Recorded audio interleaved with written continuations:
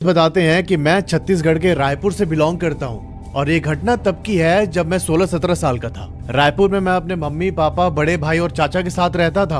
अब मेरे दादाजी पहले छत्तीसगढ़ के एक सरकारी विभाग में काम करते थे। कुछ साल पहले उनकी एक्सीडेंटल डेथ हो गई, जिसके बाद मेरे चाचा को उनके जगह पर नौकरी मिल गई। अब धीरे धीरे समय बीता और मेरे चाचा की शादी की जिम्मेदारी मेरे माँ और पापा पर थी। इन लोगों ने चाचा के लिए लड़की ढूंढना स्टार्ट कर दिया और इसी बीच जो दिनेश की मम्मी थी, उनके दिमाग में आइडिया आता है कि क्यों ना अपने देवर की शादी मैं अपनी चचेरी बहन से करवा दूं। दिनेश की मम्मी का मायका ओडिशा के हल्दी गांव में पड़ता है और वहीं हल्दी गांव में इनकी चचेरी बहन रहती थी। उनको लगा कि ये कितना अच्छा हो जाएगा कि शादी होने के बाद मेरी बहन मेरे साथ घर पर रहेगी, मेरा ही मन लगता रहेगा। और एक चीज और भी थी कि जो ये चचेरी बहन है ना, इनके परिवार की आर्थिक स्थिति ठीक नहीं थी। दिनेश की मम्मी ने यह भी सोचा कि इनका भला हो जाएगा और यही सब सोच विचार करके इन दोनों की शादी हो जाती है। अब यहाँ एक चीज गौर कीजिएगा कि जो दिनेश के दादाजी की पोस्टिंग थी ना सरकारी विभाग में, वो रायपुर से कोई 80 किलोमीटर दूर धमतारी टाउन में पड़ता था। अब चाचा जी की जब नौकरी लगी तब तक तो वो बैचलर थे, तो हर दिन बस से Raipur to Dhamtari up down कर लिया करते।